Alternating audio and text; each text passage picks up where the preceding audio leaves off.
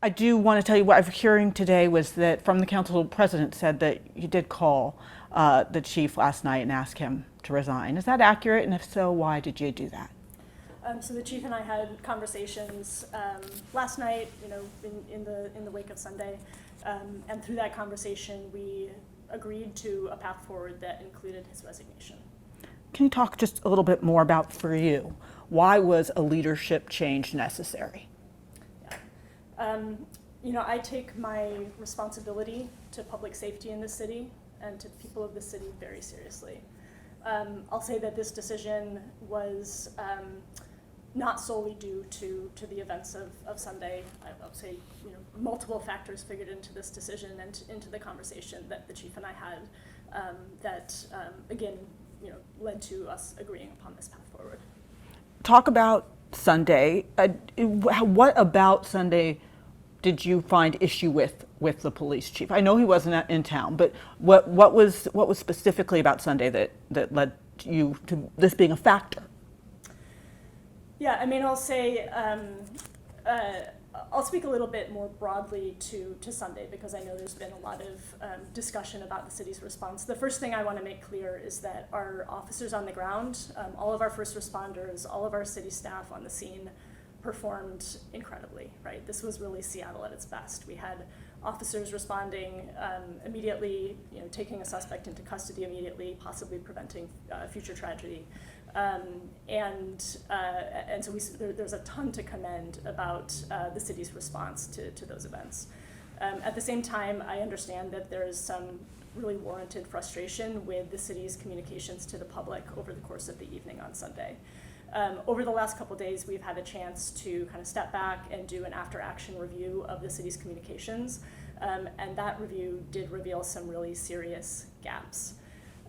So the fact that there was no substantial communication to the public from the time of the event through to the press conference that was eventually held at 10:45 p.m., with the exception of a statement put out by my office around 8:45 p.m., is really not good, right? The public deserved information much earlier about potential suspects at large, about the status of the Seattle Center campus. That information could and should have been shared through a variety of means, through social media, through the SPD blotter, through our emergency alert system, possibly through an off-site press conference, because again, there was kind of a question around whether it was appropriate to have elected officials and others on site at Seattle Center while there was that active investigation going on. I want to own my part in this, and for example, I should not have defended earlier this week the city's failure to use our emergency alert system. Through our after-action review, I've learned that there was actually a miscommunication between our departments that resulted in that system not being used when it actually would have been a good tool to use.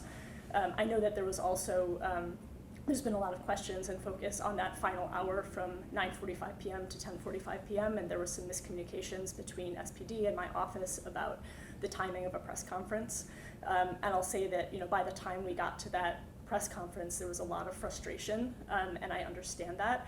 I think in the moment, if I had understood that there had been no substantial communication to the public up until that point, I would have told SPD to go ahead and share information as quickly as possible. So I think what's important to understand with that frustration with elected officials by the time we got to that conference is that that frustration had been building for hours because of a lack of clear communication. So I think there's things for me to own here, and there's certainly things for SPD to own. And the things that SPD needs to own, you say that falls on the shoulders of Chief Sean Barnes.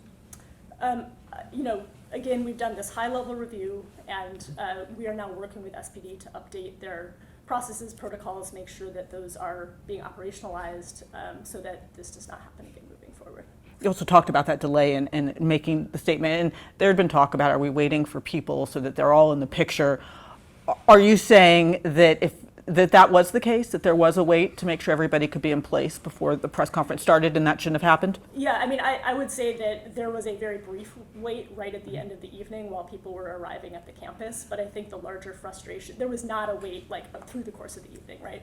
I think what should have happened and what we will make sure happens next time is that information is communicated through a variety of means throughout the evening as appropriate. And I mean, there are real reasons, as I've stated at previous press conferences, why certain information that people might want to know immediately, we need to wait, right? Because there's this tension between providing information fast and making sure that it is accurate. And so there's certain information that has to wait, but I think those key things around potential suspects at large and the status of the campus, those are things that the public has a right to know soon. And so we'll be working to make sure that that happens in the future. Did Chief Barnes' recent exchange in this room with a reporter add any fuel to your decision?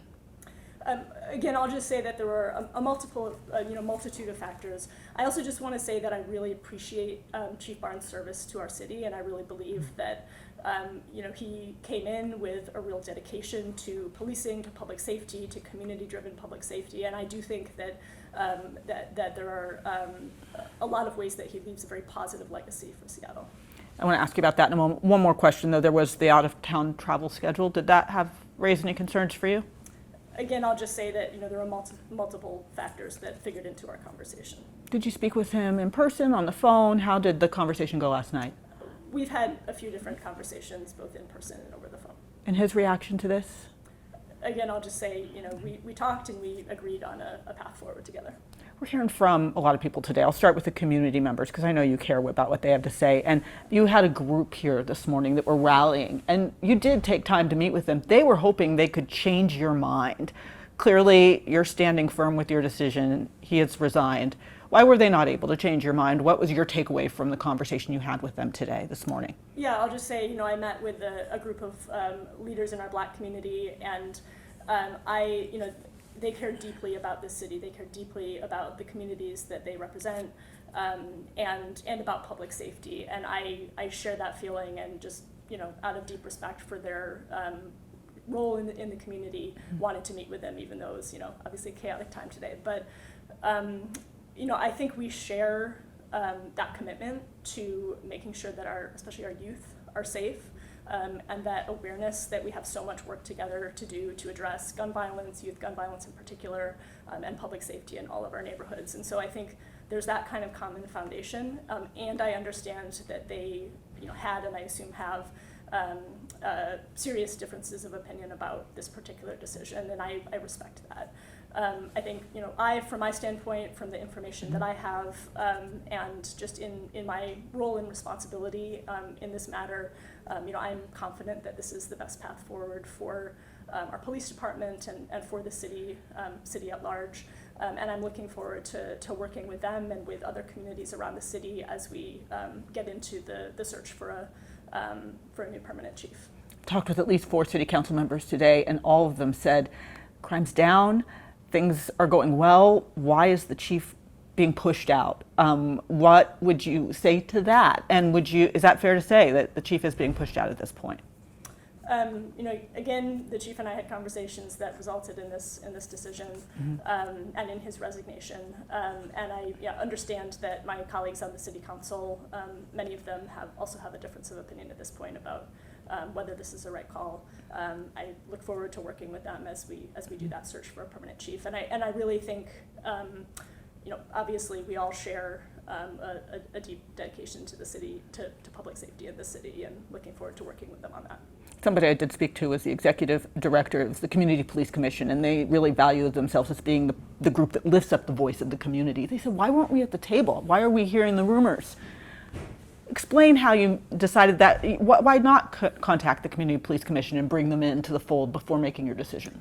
I'll just say, decisions like this are sensitive and fast-moving circumstances, and so I understand the frustration, that everyone's not at the table, but sometimes as a mayor you have to make the decision that you believe is right for the city, and that's what I've done, and looking forward to working with everyone as we chart the path forward. This is probably one of the biggest decisions it feels like that you've made since being in office. I want to just understand, how long did it take you to make this decision? When did you reach this decision? And what voices were you listening to outside of just your own opinions? Well, again, I'll say that this multitude of factors figured into this, and not to focus on this particular decision, but I think in general, as I've been working on building that relationship with our police department and figuring out jointly our approach to public safety, I've listened to a lot of voices, right? Community leaders, former law enforcement, really trying to get a deep understanding of the history of this department, of where we're at in terms of public safety in the city, where we need to focus. And so I've been taking advice and opinions from many quarters as I've developed that approach, and some of that has fed into the decision that we're talking about today. And now we're getting an interim chief. What happens next? What are you looking for in the next police chief? Yeah, so first of all, very grateful to Deputy Chief Sales for stepping up into this interim position. And as we move forward into the search for the next chief, what I'm going to be looking for is, I think, someone certainly with deep operational experience, with the ability to build good and collaborative relationships throughout the department with different levels of folks in the department, in a way that really allows us to effectively implement the neighborhood-based public safety strategies that we've begun working on in several neighborhoods around the city. And these involve collaborations between our police, our alternative response, including our care department, service providers, small businesses, residents. This is, I think, a centerpiece of my vision for public safety moving forward, and so definitely someone who shares that vision and can really help with the kind of multifaceted implementation of that. Also someone who is able to work through SPD to communicate transparently and effectively with the public, make sure that SPD is able to collaborate effectively with other departments and with my office. Those are some of the things that I'll be looking for. Also, I think presence in Seattle is an important factor as well. Last thing here, we are at a critical time. You've got this mass shooting that we're still working, that the police department is still working to solve, and we're about to have Seafair weekend. Yeah. And there are people who are raising lots of safety concerns. I just want you to talk about the transition. How is this going to impact ongoing safety? Also, you've got a whole department of officers. Some of them might be distracted by this. So address that. Have you given thought to how this transition is going to play out at such a critical time, the timing? Yeah, I mean, absolutely. I mean, I have full confidence in this department as we move through these summer months and all of the events that entails. SPD has public safety plans for each event. I know that they're committed to upstaffing, in the wake of what happened on Sunday for the upcoming events. I know some of those events also have their own kind of public safety additions that they're doing, I mean, we have. Full confidence in the department to be able to carry on under interim leadership. I'm not concerned about the transition. We have heard from people who said we've been through so many chiefs, and I heard a lawyer who has been in the city for a long time as a civil rights activist say, we finally had the right chief. There are people who are going to hear this decision tonight and just say, why would the mayor do that? Mm-hmm. What do you want to say directly to people who don't understand why you'd make this move? Yeah, I mean, I understand that, and I think the main thing that I can say at this time is that, again, I'm not someone who acts rashly or reacts to a single event. I'm taking this decision very seriously, and I believe the relationship between a mayor and their police department is core to the success of the city, and I would not make a decision like this lightly. And I'm doing so because I really believe that this is the right path forward for the department and for our city and for public safety in our city.